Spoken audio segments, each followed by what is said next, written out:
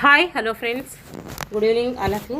MRL study studio ಚಾನಲ್ಗೆ ತಮಗೆಲ್ಲರಿಗೂ ಸ್ವಾಗತಿಸುತ್ತಾ, ಇವತ್ತಿನ ತರಗತಿಯಲ್ಲಿ ದೈಹಿಕ ಶಿಕ್ಷಣ ಶಿಕ್ಷಕರ ಒಂದು ಪಠ್ಯಕ್ರಮಕ್ಕೆ ಸಂಬಂಧಪಟ್ಟಂತಹ ಗ್ರೂಪ್ ಗೇಮ್ಸಲ್ಲಿ ಬರುವಂತಹ ಬಾಸ್ಕೆಟ್ ಬಾಲ್ ಈ ಒಂದು ಟಾಪಿಕ್ ಮೇಲೆ ಇವತ್ತಿನ ತರಗತಿಯನ್ನು ಮಾಡ್ತಾಯಿದ್ದೀನಿ.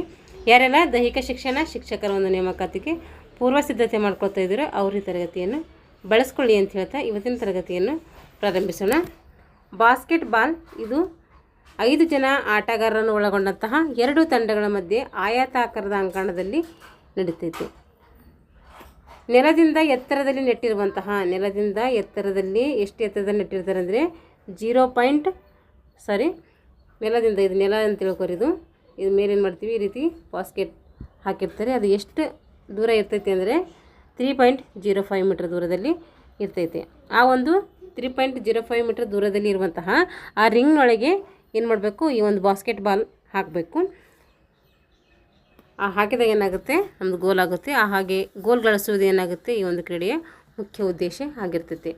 ಅಮೇರಿಕದ ಸ್ಪ್ರಿಂಗ್ ಫೀಲ್ಡ್ನಲ್ಲಿನ YMCA ತರಬೇತಿ ಶಾಲೆಯ ಶಿಕ್ಷಕರಾದಂತಹ ಡಾಕ್ಟರ್ ಜೇಮ್ಸ್ ನೈಸ್ಮಿತ್ ಅವರು ಏನು ಮಾಡ್ತಾರೆ ಅಂದರೆ 1891ರಲ್ಲಿ ಈ ಒಂದು ಬಾಸ್ಕೆಟ್ ಬಾಲನ್ನು ಕಂಡುಹಿಡ್ತಾರೆ. 1895ರಲ್ಲಿ ಏನು ಮಾಡಿದರು, ವಿಲಿಯಂ ಜಿ ಮಾರ್ಗನ್ ಅವರು ವಾಲಿಬಾಲ್ ಕಂಡುಹಿಡಿದರೆ 1891ರಲ್ಲಿ ಡಾಕ್ಟರ್ ಜೇಮ್ಸ್ ನೈಸ್ಮಿತ್ ಅವರು ಏನು ಮಾಡ್ತಾರೆ, ಈ ಒಂದು ಬಾಸ್ಕೆಟ್ ಬಾಲನ್ನು ಕಂಡುಹಿಡ್ತಾರೆ. ದೈಹಿಕ ಶಿಕ್ಷಣ ವಿಭಾಗದ ನಿರ್ದೇಶಕರಾದಂತಹ ಡಾಕ್ಟರ್ ಲೂಥರ್ ಗಲಿಕ್ ಇವರೇನು ಮಾಡ್ತಾರೆ ಅಂತಂದರೆ, ಇವರ ನಿರ್ದೇಶನಕ್ಕೆ ಪ್ರತಿಕ್ರಿಯೆಯಾಗಿ ಈ ಕ್ರೀಡೆಯನ್ನು ರೂಪಿಸ್ತಾರೆ. ದೈಹಿಕ ಶಿಕ್ಷಣ ವಿಭಾಗದ ನಿರ್ದೇಶಕರಾದಂತಹ ಡಾಕ್ಟರ್ ಲೂಥರ್ ಗಲಿಕ್ ರವರ ನಿರ್ದೇಶನಕ್ಕೆ ಪ್ರತಿಕ್ರಿಯೆಯಾಗಿ ಈ ಕ್ರೀಡೆಯನ್ನು ಮಾಡ್ತಾರೆ, ರೂಪಿಸ್ತಾರೆ. ಮೊದಲ ನಿಯಮಗಳು ಬರೆದವರು ಯಾರು, ಈ ಒಂದು ಬಾಸ್ಕೆಟ್ ಬಾಲ್ಗೆ ಮೊದಲ ನಿಯಮಗಳು ಬರೆದವರು ಯಾರು ಅಂದರೆ ಜೇಮ್ಸ್ ನೈಸ್ಮಿತ್ ರವರು. 1906ರಲ್ಲಿ ಬುಟ್ಟಿಯ ಬದಲಾಗಿ ಒಂದು ಹಿಂಭಾಗದ ಹಲಗೆಯನ್ನು ಬುಟ್ಟೆಯ ಫಸ್ಟ್ ಏನು ಮಾಡ್ತಾಯಿದ್ರು, 1906ಕ್ಕಿಂತ ಮುಂಚೆ ಬುಟ್ಟೆಯನ್ನು ಅಳವಡಿಸ್ತಾಯಿದ್ರು. ಆ ಒಂದು ಬುಟ್ಟಿಯ ಬದಲಾಗಿ ಹಿಂಭಾಗದ ಹಲಗೆಗೆ ಜೋಡಿಸಲಾದ ಲೋಹದ ಹುಪ್ಸಿಗೆ ಏನು ಮಾಡ್ತಾಯಿದ್ರು, ಇದನ್ನು ಬದಲಾಯಿಸಲಾಯಿತು. ಪ್ರಾರಂಭದಲ್ಲಿ ಅಂಕ ಗಳಿಸಬೇಕಾದರೆ ಒಂದು ಫುಟ್ಬಾಲನ್ನು ಬಳಸಲಾಯಿತು. ಪ್ರಾರಂಭದಲ್ಲಿ ಅಂಕ ಗಳಿಸಬೇಕಂತೇಳಿ ಒಂದು ಫುಟ್ಬಾಲನ್ನು ಬಳಸ್ತಾಯಿದ್ರು. ಅಂದರೆ ಇದಕ್ಕೆ ಯಾವುದೇ ರೀತಿಯಾದಂತಹ ಬಾಸ್ಕೆಟ್ ಬಾಲ್ಗೆ ಪರ್ಟಿಕ್ಯುಲರಾಗಿ ಬಾಲ್ ಇರಲಿಲ್ಲ. ಫುಟ್ಬಾಲ್ ಬಳಸುವಂತಹ ಒಂದು ಬಾಲನ್ನೇ ಈ ಒಂದು ಬಾಸ್ಕೆಟ್ ಬಾಲ್ಗೆ ಬಳಸ್ತಾಯಿದ್ರು. 1950ರ ವೇಳೆಯಲ್ಲಿ ಅಂದರೆ ಫಸ್ಟ್ ಎಲ್ಲ ಅದು ಬಳಸ್ತಾಯಿದ್ರು. ಆಮೇಲೆ 1957ರ ನಂತರ ಏನು ಮಾಡ್ತಾರೆ, ಸದ್ಯಕ್ಕಿರುವ ಕಿತ್ತಳೆ ಬಣ್ಣಿನ ಚೆಂಡಿನ ಆವಿಷ್ಕಾರ ಆಗ್ತೈತಿ. ಇವಾಗ ಕೂಡ ಕಿತ್ತಳೆ ಒಂದು ಬಣ್ಣದ ಚೆಂಡನ್ನು ನಾವು ಬಳಸ್ತಾ ಇದ್ವಿ. ಬಾಸ್ಕೆಟ್ ಬಾಲ್ ಎಂದು ಹೆಸರಿಸಿದವರು ಯಾರು ಅಂತಂದರೆ ಡಾಕ್ಟರ್ ನೈಸ್ಮಿತ್ ಅವರು ಕಂಡುಹಿಡಿದವರು ಅವರೇ, ಅದರ ಹೆಸರಿಟ್ಟವರು ಕೂಡ ಅವರೇ ಆಗಿರ್ತಾರೆ. ಬಾಸ್ಕೆಟ್ ಬಾಲ್ ಆಟ ನಾವು ಹೇಗೆ ಸ್ಟಾರ್ಟ್ ಮಾಡ್ತೀವಿ ಅಂತಂದರೆ ಜಂಪ್ ಬಾಲ್ ಮೂಲಕ ಸ್ಟಾರ್ಟ್ ಮಾಡ್ತೀವಿ. ವಾಲಿಬಾಲ್ ಸರ್ವ್ ಮಾಡೋದರ ಮೂಲಕ ಪ್ರಾರಂಭ ಮಾಡಿದರೆ, ಬಾಸ್ಕೆಟ್ ಬಾಲ್ ಏನು ಮಾಡ್ತೀವಿ, ಜಂಪ್ ಮಾಡೋದರ ಮೂಲಕ ಈ ಒಂದು ಆಟವನ್ನು ಏನು ಮಾಡ್ತೀವಿ, ಪ್ರಾರಂಭ ಮಾಡ್ತೀವಿ. ಈ ಆಟವು USA ಜನ್ಮ ತಾಳಿದ್ದು. ಎಲ್ಲಿ ಹುಟ್ಕೊಳ್ತದೆ, ಇದು USA ಹುಟ್ಕೊಳ್ತೈತಿ. ಪ್ರಥಮ ಬಾರಿಗೆ ಅಧಿಕೃತವಾಗಿ 1897ರಲ್ಲಿ YMCA ಈ ಆಟವನ್ನು ಆಡಿದ್ರು. 1897ರಲ್ಲಿ ಏನು ಮಾಡ್ತಾರೆ, ಮೊಟ್ಟ ಮೊದಲ ಬಾರಿಗೆ YMCA ಈ ಒಂದು ಬಾಸ್ಕೆಟ್ ಬಾಲ್ ಆಟವನ್ನು ಆಡ್ತಾರೆ. 9 ಜನ ಆಟಗಾರರನ್ನು ಒಳಗೊಂಡಂತಹ 2 ತಂಡಗಳ ನಡುವೆ ಅಂದಿನ ನಿಯಮಗಳನ್ನು ಅನುಸರಿಸಿ ನಡೆದಂತಹ ಈ ಪಂದ್ಯವು 1 ಮತ್ತು 0 ಅಂಕಗಳೊಂದಿಗೆ ಏನಾಯಿತು, ಕೊನೆಗೊಂಡಿತು.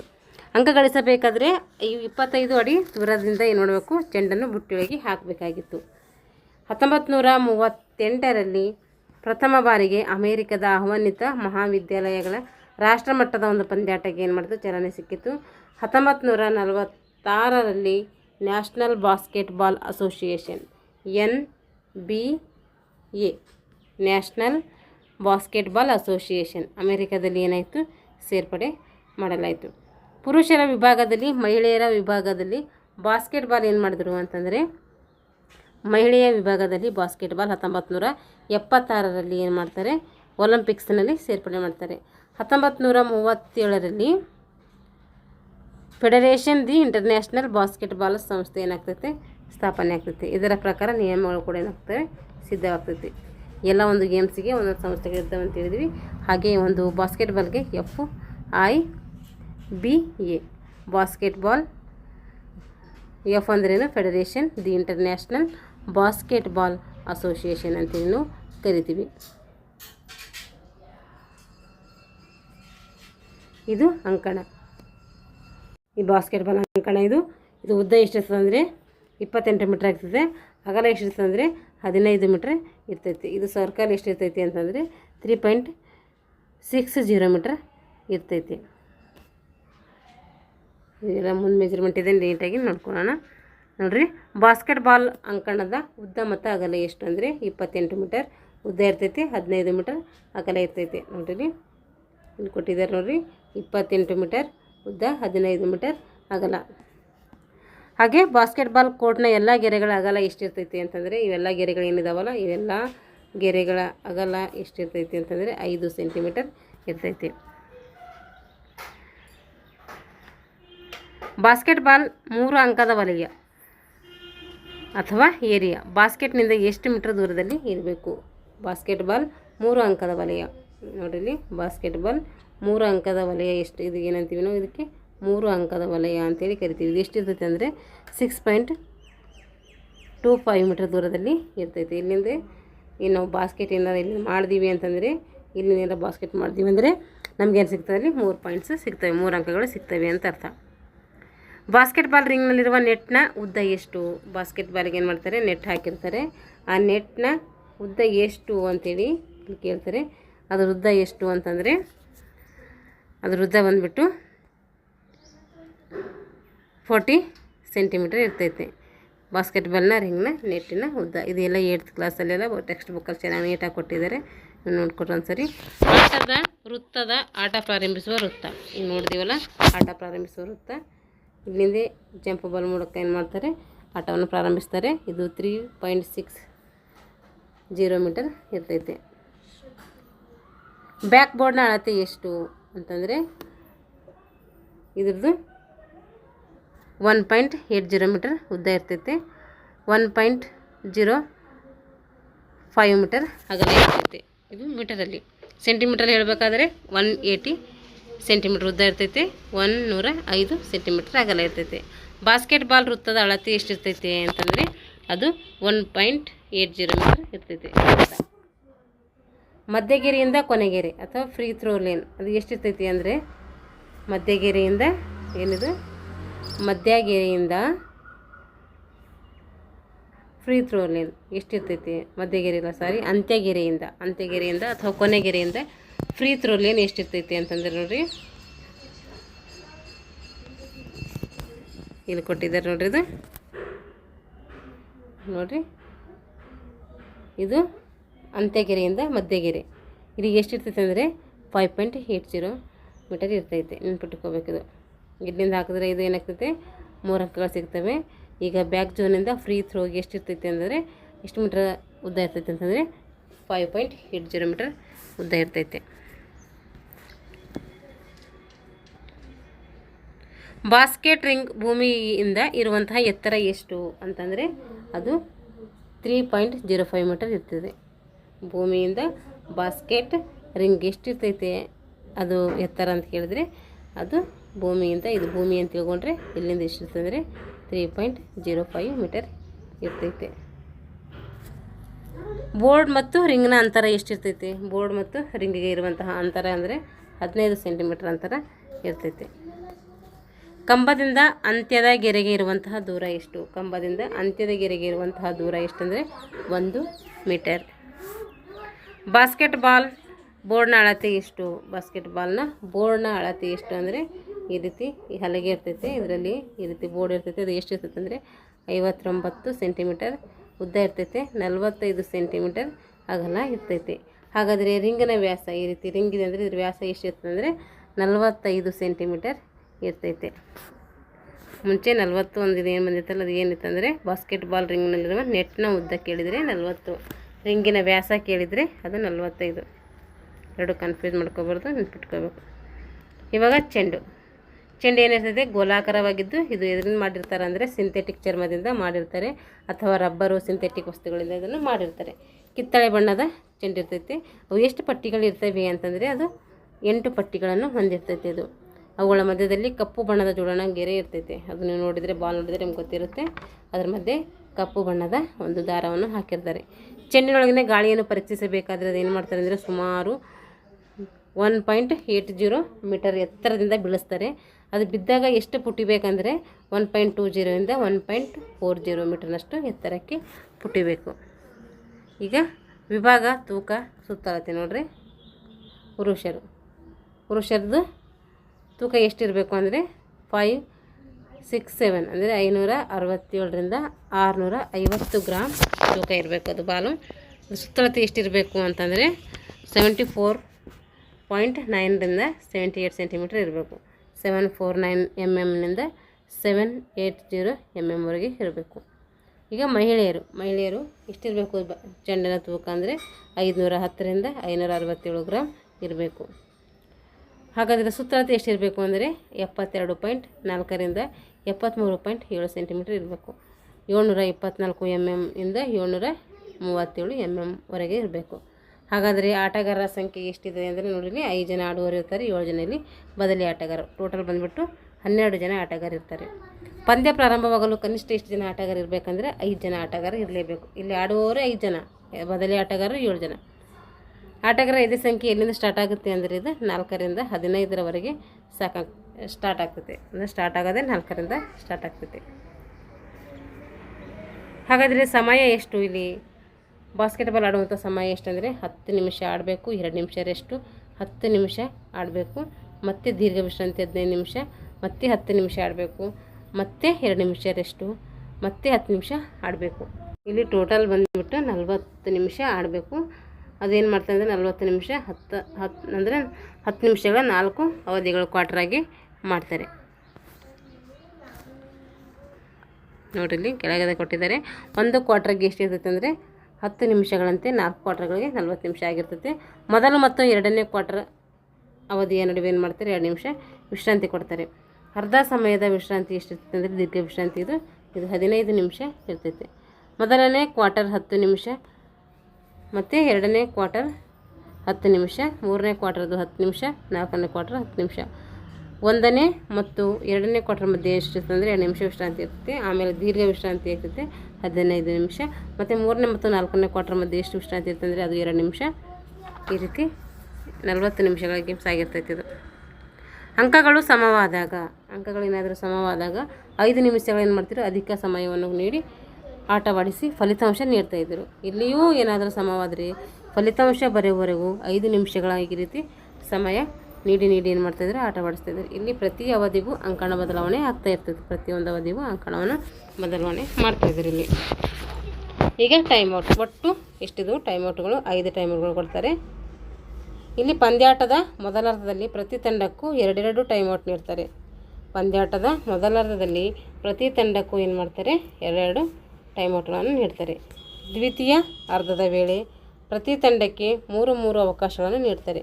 ಬೇಡಿಕೆ ಆಧಾರದ ಮೇಲೆ ಒಟ್ಟು ಎಷ್ಟು ಟೈಮ್ಔಟ್ಗಳು ಇರ್ತಾವೆ ಅಂದರೆ 5 ಟೈಮ್ಔಟ್ಗಳು ಇಲ್ಲಿ ಪಡೆಯಬೇಕು. ಟೈಮ್ಔಟ್ನ ಸಮಯ ಎಷ್ಟಿರ್ತೈತೆ ಅಂದರೆ 60 ಸೆಕೆಂಡ್ ಅಥವಾ 1 ನಿಮಿಷ ಇರ್ತೈತೆ ಇಲ್ಲಿ. ಈಗ ಹಲಗೆ ನೋಡಿ, ಹಲಗೆ ಎಷ್ಟಿರ್ತೈತೆ 30 ಸೆಂಟಿಮೀಟ್ರ್ ದಪ್ಪ ಇರ್ತೈತೆ. ಈ ರೀತಿ ಹಲಗೆ ಅಂದರೆ ದಪ್ಪ ಎಷ್ಟಿರ್ತದೆ ಅಂದರೆ 30 ಸೆಂಟಿಮೀಟ್ರ್ ದಪ್ಪ ಇರ್ತೈತೆ. ಅದು ಸುತ್ತಲೂ ಏನು ಮಾಡ್ತಾರೆ ಅಂದರೆ 5 ಸೆಂಟಿಮೀಟ್ರ್ ದಪ್ಪ ಇರುವಂಥ ಒಂದು ಬಿಳಿ ಬಣ್ಣವನ್ನು ಹಚ್ತಾರೆ. ಅದರದ್ದು ಉದ್ದ ಎಷ್ಟಿರ್ತೈತೆ ಅಂದರೆ 1.20 ಮೀಟರ್ ಇರ್ತೈತೆ. ಅಗಲ ಬಂದುಬಿಟ್ಟು 1.80 ಮೀಟರ್ ಇರ್ತೈತೆ. ಈಗ ರಿಂಗ್ ಎದನ್ನು ಮಾಡಿರ್ತಾರೆ ಅಂದರೆ ಕಬ್ಬಿಣದಿಂದ ಮಾಡಿರ್ತಾರೆ. ಕಬ್ಬಿಣದ ರಿಂಗ್ ವ್ಯಾಸವು 45 ಸೆಂಟಿಮೀಟರ್ ದಪ್ಪ ಇದ್ದು, ರಿಂಗ್ನ ವ್ಯಾಸ ಎಷ್ಟಿರ್ತದೆ 45 ಸೆಂಟಿಮೀಟರ್ ಇರ್ತೈತೆ. ಅದರ ದಪ್ಪ ಎಷ್ಟಿರ್ತದೆ ಅಂದರೆ 20 mm ಇರ್ತೈತೆ. ತೂಕ ಎಷ್ಟಿರ್ತದೆ ಅಂದರೆ 600ರಿಂದ 650 ಗ್ರಾಮ್ ತೂಕ ಇರ್ತೈತೆ. ಎತ್ತರ ಎಷ್ಟಿರ್ತೈತೆ ಅಂದರೆ ನೆಲದಿಂದ 3.05 ಮೀಟರ್ ಎತ್ತರದಲ್ಲಿ ಇರಬೇಕದು. ಕೊನೆಯ ಗೆರೆಯಿಂದ 1.22 ಮೀಟರ್ ಅಂಕಣದ ಒಳಗೆ ಇದೇ ನೋಡಬೇಕು, ಚಾಚಿರಬೇಕು. ಹಾಗೆ ಹಿಂಭಾಗದ ಹಲಿಗೆ ನೋಡಿರಿ, ಹಿಂಭಾಗದ ಹಲಿಗೆಯು ಅಡ್ಡವಾಗಿ 1.80 ಮೀಟರ್ ಅಂದರೆ 180 ಸೆಂಟಿಮೀಟರ್ ಹಾಗೂ ಲಂಬವಾಗಿ 1.05 ಮೀಟರ್ ಸೆಂಟಿಮೀಟರ್ ಅಂದರೆ 105 ಸೆಂಟಿಮೀಟರ್ ಇರ್ತೈತೆ. ಇದಕ್ಕೆ ಬಿಳಿ ಬಣ್ಣದ ಒಂದು ಲೇಪನ ಮಾಡಿರ್ತಾರೆ. ಈ ಹಲಗೆಯ ಒಳಗಿನ ಆಯತಾಕಾರವು ಏನಾಗಿರ್ತೈತೆ, ಅಡ್ಡವಾಗಿ ಒಳಗಿಂದ ಆಯತ ಎಷ್ಟಿರ್ತೈತೆ ಅಂದರೆ ಉದ್ದ ಈ ರೀತಿ ಇದು ಹಾಕಿ ತೋರಿಸ್ತೀನಿ ಅಂತ ನೋಡಿರಿ. ಇದು ಹೊರಗಿಂದಿದು, ಇದು ಎಷ್ಟಿರ್ತೈತೆ ಅಂದರೆ 1.8 ಮೀಟರ್ ಉದ್ದ ಇರ್ತೈತೆ. ಅಗಲ ಎಷ್ಟಿರ್ತದೆ ಅಂದರೆ 1.05 ಮೀಟರ್ ಇರ್ತೈತೆ.